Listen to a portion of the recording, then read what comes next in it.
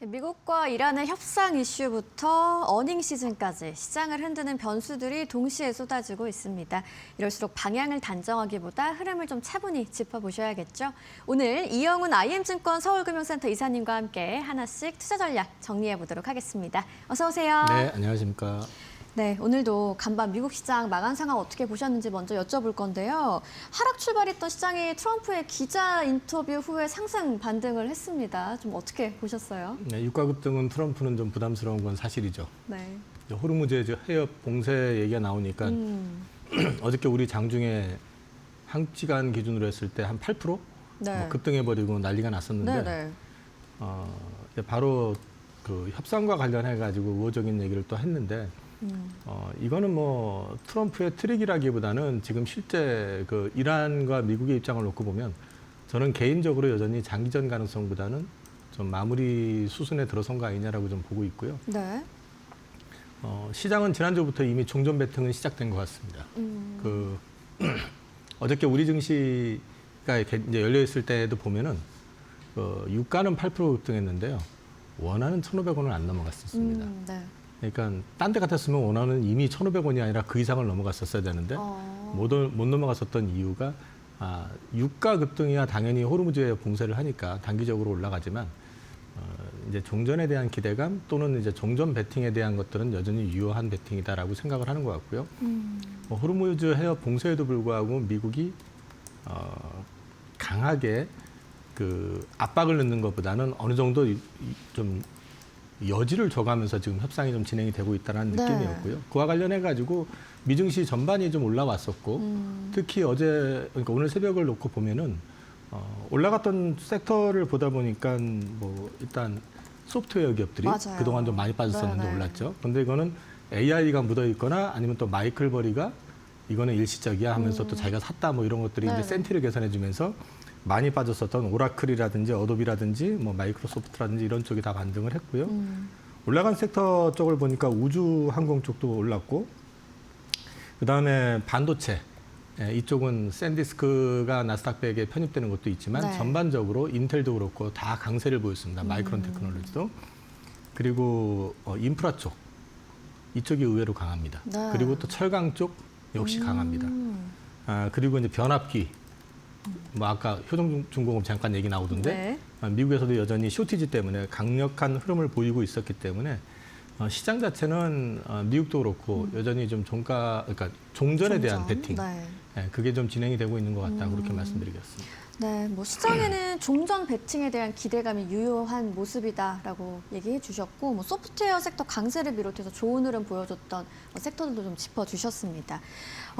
미국과 이란 협상이 좀 1차적으로 결렬이 되기는 했는데 물밑 협상이 진행 중이다라는 안도감 때문에 어제 시장이 오르기도 했잖아요. 뭐 지금 상황을 뭐 결렬로 봐야 할지 조정 과정으로 봐야 할지 좀 어떻게 판단을 해보면 좋을까요? 한 달 동안 죽어라 싸워놓고 나서 처음 만나자마자 손잡고 악수하고 하야하면은 정신적으로 정상이 아니죠. 그건. 쉽지 않겠네요. 네. 그러니까 처음은 당연히 기싸움이 벌어질 수밖에 없고요. 네, 네. 얻어맞을 대로 얻어맞은 입장인 이란 입장에서는 하나라도 더 얻어내야 될 것이고 그다음에 미국 입장에서는 뭔가 출구 전략을 가져가려면 명확한 명분이 서야 되잖아요. 네. 근데 뭐 사실 지금 왜 싸웠는지도 모르는 그러니까 명분 없는 전쟁이었다는 말들이 벌써 나오고 있는 상황에서 네. 트럼프 입장에서는 명확하게 하나를 끄집어내야 되는데 그게 핵포기. 그다음에 지금 또 예상하지 못했었던 호르무즈와 관련된 부분. 네. 이런 것들일 거고 이란 입장에서는 배상금 문제라든지 이런 것들 얘기가 나올 수밖에 없잖아요. 그러니까 네. 처음엔 될 수가 없고 또 한 가지는 여담이긴 한데 뒤에 이제 나오는 얘기인데 미국은 벤스 부통령이 트럼프하고 수시로 통화를 하면서 의견을 조율을 했는데 이란은 그 본국에 있는 지도부하고 조율이 전혀 안 됐답니다. 소통이 안 됐다고 하던가요? 왜냐하면 연락을 하면 위치가 노출이 되기 때문에 폭격을 해서 죽일까 봐. 그러니까 그 안에서 얘기하는 거하고 그쪽 생각은 또 다를 수 있다는 그럴 거죠. 수 있군요. 네, 그래서 처음 만남에서 기대를 하는 것보다는 이제 두 번째 만남 이후를 네. 보시는 게 맞겠다. 그래서 저는 개인적으로 여전히 분위기상으로 그다음에 정황상으로 봤을 때 장기전을 끌고 가기에는 이란이나 미국이나 둘 다 만만치 않은 상황이기 때문에 종전과 관련된 부분 쪽으로 조금 더 진행이 되지 않을까 기대하고 있습니다. 네. 뭐 갈등은 있지만 협상 자체는 이어지는 과정에 있고 그 과정이 그렇게 순탄할 거라고 보기는 조금 어렵다는 말씀이시겠네요. 근데 결국에 가서는 네. 서로 못 견딜 상황까지 갈 수 있기 때문에 네. 어차피 방향은 같은 방향으로 가지 않을까 싶은 거죠. 네. 알겠습니다. 그리고 또 유가가 협상 뉴스에 따라서 크게 흔들리고 있습니다. 뭐 지금 유가 움직임을 실제 수급보다는 아무래도 정치적인 변수의 영향으로 보는 게 맞겠죠? 유가는 그러니까 페이퍼머니들의 농간이 되게 강하다 이렇게 보시면 돼요. 그러니까 지금 어저께도 갑자기 유가 8% 급등했던 건 네. 호르무즈 봉쇄야 이러니까 안 되겠네. 실물에서 움직이는 것보다는 그냥 바로 페이퍼머니에 의한 움직임이 강했고 또 갑자기 트럼프 대통령이 협상되고 있고 잘 될 것 같아. 이란에서 전향적으로 핵 관련해가지고 얘기도 나오는 것 같아 하니까 네. 바로 급락 나오잖아요. 그래서 저는 지금 유가의 흐름 자체는 수급에 의한 것보다는 그런 페이퍼머니의 움직임, 그러니까 베팅에 의해서 왔다 갔다 하는 거기 때문에 만약에 종전적으로 더 기운다 그러면 유가는 더 빠질 여지도 있습니다. 그래서 지금의 어떤 유가 변동폭을 가지고 유가가 계속 고금권에 갈 것이다 이런 거를 예단하는 건 조금 성급한 것 같습니다. 뭐 협상 노이즈에 따라서 유가가 등락을 반복하고 있는 모습인데 유정이 폐지될 경우에는 단기 충격의 가능성도 좀 크게 보고 계세요? 그거 관련해 가지고는 1990년도에 네. 그 이라크가 쿠웨이트를 침공한 적이 있어요. 그 당시에 혹시 태어나셨었나요? 왜 이 말씀을 드리냐면 네. 그 당시에 제가 이제 제대 직전이었기 때문에 그래서 그러셨군요. 저 제대 못하는 줄 알았습니다. 갑자기 비상 걸리고 해서. 기억이 근데 또렷하게 나시겠어요? 그럼요. 직전이었는데 갑자기 네. 뭐 루머가 이제 국내에서도 뭐 전역을 연기한다부터 시작해서 별소리가 다 돌았었으니까 네. 저도 긴장을 하고 갔었는데 결론적으로 말씀을 드리면은 그 당시에는 이라크가 쿠웨이트 침공해가지고 쿠웨이트의 유전을 다 박살을 내버렸습니다. 그리고 이제 미국 연합국이 개입을 해가지고 네. 이걸 방어하고 쫓아내면서 이라크가 돌아갔는데 그 뒤에 종전이 되고 나서 유가는 다시 급락을 했습니다. 유가는 그 당시에도 2배 올랐다가요. 급락을 했거든요. 그래서 유가에 대한 부분을 이제 지금 보이는 것만 가지고 네. 지금 150불, 160불, 뭐 200불 얘기하는데 이거는 종전이 되게 되면은 유가는 바로 급락할 가능성이 있다라고 저는 여전히 보고 있기 때문에 네. 이란 유정이 타격을 받는다 해도 이란에서 나오는 석유가 언제 서방 국가로 들어왔었나요? 그리고 또 미국 입장에서는 지금 대안이 있습니다. 네. 대안이라고 하면 뭐냐면 최근에 이제 자꾸 끼웃끼웃하고 있는 나라가 있죠. 러시아. 그러니까 러시아를 이제 국제사회로 복귀시킬 가능성에 대한 부분도 있고요. 네. 그다음에 베네수엘라 유전 이런 것들을 또 활용할 가능성도 있기 때문에 유가가 막 계속 고공행진할 거라고 생각하는 건 아직은 좀 섣불러 보입니다. 네, 알겠습니다.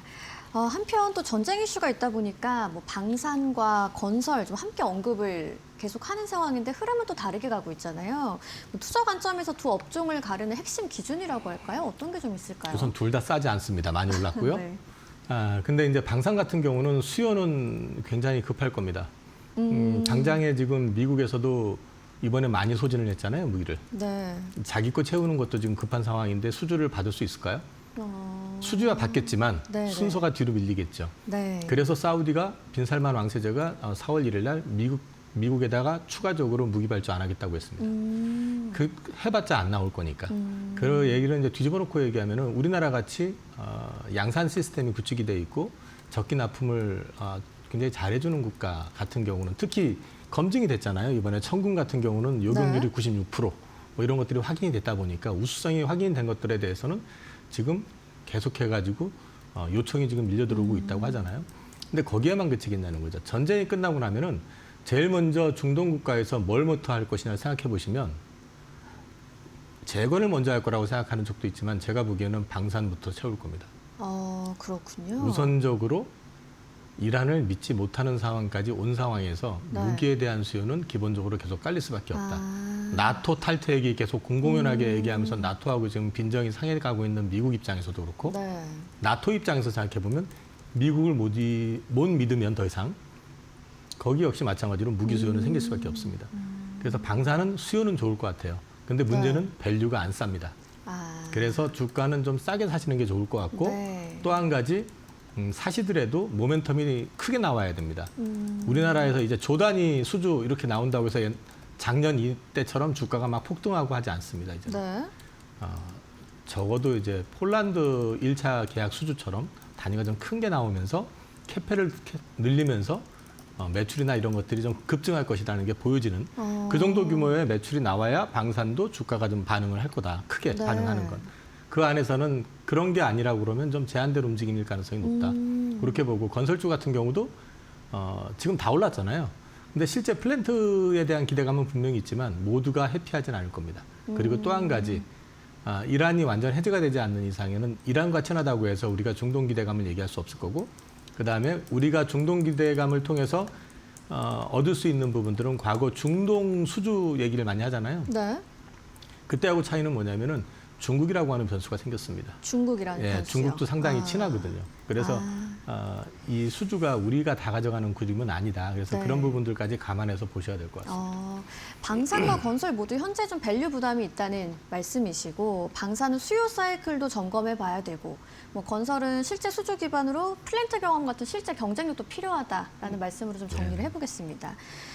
근데 전쟁 변수에도 반도체는 뭐 그래도 흔들림이 좀 제한적이다라고 볼 수 있을 것 같아요. SK 하이닉스도 선방을 하고 있는데 반도체를 지탱하는 가장 좀 핵심적인 힘 같은 건 어떤 거라고 보세요? 저 문제 가지고서 계속 고심을 해봤는데요. 네. 아무리 생각해도 저는 지금 반도체가 빠져야 될 이유를 개인적으로 못 찾고 있거든요. 빠진 이유가 없다. 그러니까 없다라고 얘기하면 좀 그런데 네. 개인적으로 못 찾고 있습니다. 근데 네. 고점에 대한 논란 이런 것들이 계속 나오고 있긴 한데 일단 1분기가 어닝 서프라이즈가 나온 거를 넘어서 가지고 2분기는 훨씬 더 좋을 겁니다. 고정 공급 계약을 지금 D램 기준으로 했을 때 30% 인상을 하고요. 네. 2분기에. 여기에 더해 가지고 지금 낸드는 쇼티지가 D램보다 더 심각합니다. HBM 역시 마찬가지거든요. 그리고 캐펙스 투자 이어지고 있고요. 그리고 AI 쪽에서 에이전트 AI가 발전을 하게 되면서 메모리 수요는 더 커지고 있는 상황입니다. 네. 이런 걸 종합적으로 놓고 보면은 지금 장기 공급 계약 얘기 계속 나오고 있지만 이게 빅테크가 요청을 해가지고 3년에서 5년으로 또 진행이 되는 부분도 있고요. 네. 감안해서 본다 그러면 적어도 상반기에는 노이즈는 거의 없을 것 같다.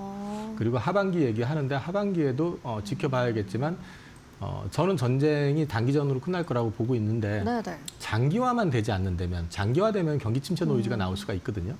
근데 이제 그것만 아니라고 하면은 반도체 쪽은 아직까지는 전체적으로 봤을 때 큰 변화는 없을 것 같다. 그렇게 보고 있습니다. 뭐 수급이랑 실적이 동시에 받쳐주다 보니까 좀 상대적으로 안정적인 흐름을 보이고 있는 반도체 쪽이고요. 한편 또 최근에 뭐 테슬라보다 더 사람들이 주목하는 게 스페이스 X 쪽인 것 같아요. 이 스페이스 X 이슈가 나오면서 통신 장비주도 움직이고 있는데 뭐 지금 흐름을 실제 수혜보다는 기대감이 선반영됐다라고 보는 시각도 있는 것 같더라고요. 어떻게 보세요? 스페이스 X와 관련해 가지고는 개인적으로 봤을 때는 저쪽과 관련된 걸 직접 보실 거면은 미국에서 보시는 게 맞고요. 네. 국내는 사실상 별로 없을 거다. 있어도 극히 소수일 거고 주로 좀 테마성으로 움직이는 것들이 많다라는 걸 염두에 두시고 보셔야 될 것 같습니다. 네. 근데 이제 장기적으로 본다면은 우리나라 같은 경우도 2032년까지 달 궤도선과 착륙선을 보내기로 한 게 지금 프로젝트가 지금 준비가 되고 있고 진행이 되고 있거든요. 네. 그럼 우주 프로젝트는 우리는 상관없는 일이 아닌 게 이 지형으로 보면 지구에는 지금 땅덩어리가 정해져 있잖아요, 국가별로. 네. 달 같은 경우는 가서 찍으면 우리 땅입니다. 네. 그 말씀을 먼저 드리는 거는 거기에 히토리를 위시해가지고 상당량의 원자재가 또 있어요. 그래서 지금 미국이나 인도나 중국이나 러시아나 강대국들은 굉장히 진심을 가지고 지금 달에 지금 그 착륙선을 보내고 네. 말하자면 점찍기를 하고 있는데 우리도 그걸 해야 될 거고 할 거라는 거죠. 그렇게 본다 보면은 그러니까 얼마 지나지 않아서 그것과 관련돼 가지고 구체적인 프로젝트라든지 계획들이 실제 우리나라가 좀 알만한 회사들 있잖아요. 아주 네. 작은 회사들 말고 그룹사들 중심으로 네네. 해서 방향성하고 이런 것들이 진행될 거기 때문에 그때부터 우리는 본격적으로 우주 프로젝트가 시작되는 거다. 그렇게 보셔도 될 것 같습니다. 국내에서도 우주 프로젝트 연계성이 좀 중요할 것 같네요. 기대감보다는 뭐 실제 사업 연결 여부를 확인하는 게 핵심이겠습니다. 또 미국의 암학회죠. AACR을 앞두고 바이오 기대감이 커지고 있는데 아직 좀 조심스러운 시각도 있는 것 같아요. 그래서 뭐 지금 구간을 상승 초입이 아니라 정리 구간이다라고 보는 게 맞을지. 어떻게 바이오 보세요? 섹터가 올해 지금 연초에 워낙에 주도주로 불릴 만한 회사들이 네. 해필이면 다 두들겨 맞았기 때문에 시장이 또 거기에 더해가지고 ETF가 너무 활성화가 되다 보니까 네. 바이오 안 좋대 하면 ETF를 갖다 열심히 사던 쪽에서 팔아버리면 문제가 되는 바이오만 파는 게 아니라 그 ETF 전반이 다 그냥 그 안에 편입되어 있는 종목들을 한꺼번에 쓸어내버리는 네. 그래서 이제 좀 패거리 현상이라고 해야 되나요? 떼지어서 올랐다, 떼지어서 빠지는 그런 패턴이 되게 강하거든요. 지금 ETF 때문에. 바이오가 지금 약간 버려지는 느낌, 그게 되게 강했습니다. 근데 네. 이제 지난주에 기사도 많이 나왔지만, 액티브 ETF에서 바이오 주식들을 많이 편출시켜 버렸고, 또 바이오 주가 많이 빠져버린 상태에서, 이렇게 되면은 이제 사실은 노이즈가 있는 회사들 일부의 어떤 그 노이즈의 지속 가능성도 점검해야겠지만, 또 한편에서는 향후 임상이라든지 라이센스 아웃이라든지 또는 이제 뭔가 성과를 보여줄 수 있는 부분들을 지금 진행하고 있는 회사들 그 첫 스타트가 사실은 이제 이번 암학회부터입니다.